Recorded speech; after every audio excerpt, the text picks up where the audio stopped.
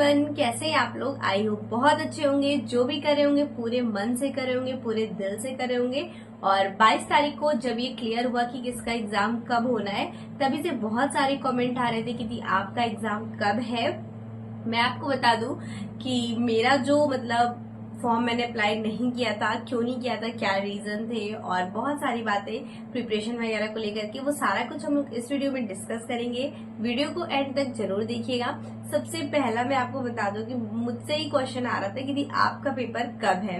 तो मैं बता दूं कि मैंने यूपी टेट का फॉर्म फिल नहीं किया था और इसके पीछे कई रीजन थे, क्योंकि मैंने क्वालिफाई कर लिया है प्राइमरी और जूनियर दोनों। और जब तक मेरा डीएलएड कंप्लीट हुआ है उसके बाद से 2 बार हो चुका है यूपी टेट का एग्जाम।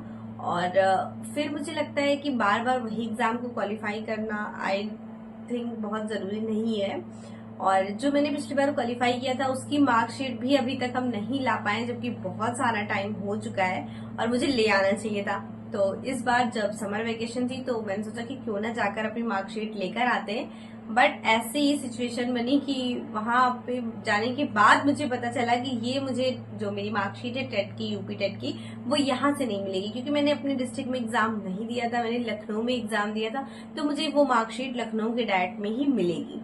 तो ये चीजें क्लियर हुई और अभी तक मेरी मार्कशीट नहीं आ पाई है। अब देखते हैं कब ये पॉसिबल हो पाता है कि मुझे मेरी मार्कशीट मिलेगी, फर्स्ट थिंग। और दूसरी चीज मैं आपको बताती हूँ कि यूपी टेट का फॉर्म जो फीस था वो भी इंक्रीज हुआ, प्लस वहां बिहार से आना जाना, सीएल वगैरह लेना, ये सारा थोड़ा सा टिपिकल हो जाता है। ये सारे भी रीजन थे और इस वजह से मैंने फॉर्म अप्लाई नहीं किया था।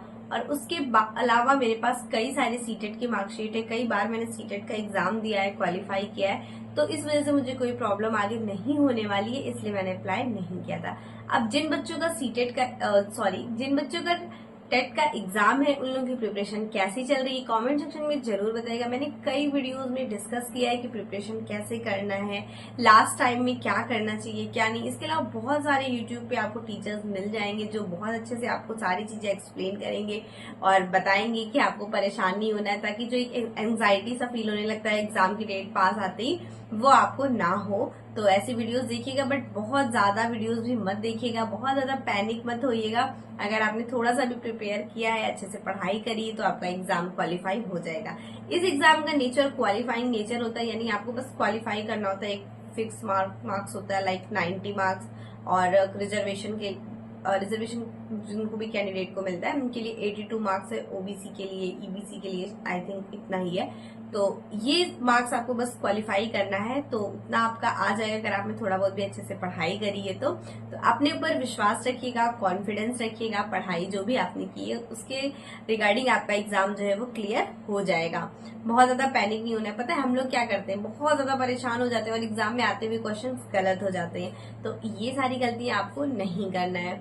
और मैं आपको बता दूं कि बहुत सारे लोग ये जानना चाह रहे थे कि सीटेट और यूपी टेट में कौन सा ज्यादा बेटर होता है, कौन सा अच्छे से प्रिपेयर करना है या देना चाहिए या नहीं। बहुत सारे डाउट आते हैं इन सारी चीजों को लेकर के। तो मैं कहूंगी कि आपका यूपी टेट का एग्जाम है, आप उसको क्लियर कर लीजिए अच्छे से पढ़ के। सीटेट हर 6 मंथ पे होता रहता है, अगर आपका एक बार क्वालिफाई नहीं होता, नेक्स्ट अटेम्प्ट है आपके पास, अच्छे से पढ़ाई करिए, क्लियर कर लीजिए। क्योंकि सीटेट आपका बाहर अदर स्टेट में वैलिड रहता है, कुछ स्टेट को अगर छोड़ दिया जाए तो।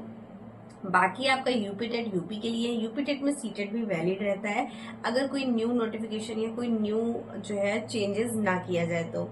बाकी अगर आपकी कोई क्वेरी होगी तो कमेंट सेक्शन में जरूर मेंशन कीजिएगा।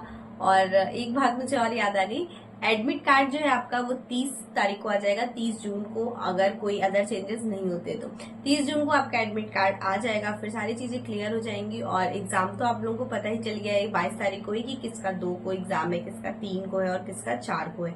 तो ये सारी चीजें क्लियर हो गई है, तो आप लोग अपने अच्छे से तैयारी करते रहिए और अभी लास्ट मोमेंट पे ज्यादा से ज्यादा प्रैक्टिस टेस्ट लगाइए, ताकि आपको पता चल जाए कि आप जो पढ़े हो उससे रिलेटेड क्वेश्चन सॉल्व कर पा रहे हो या नहीं, क्योंकि ये बहुत ज्यादा जरूरी होता है।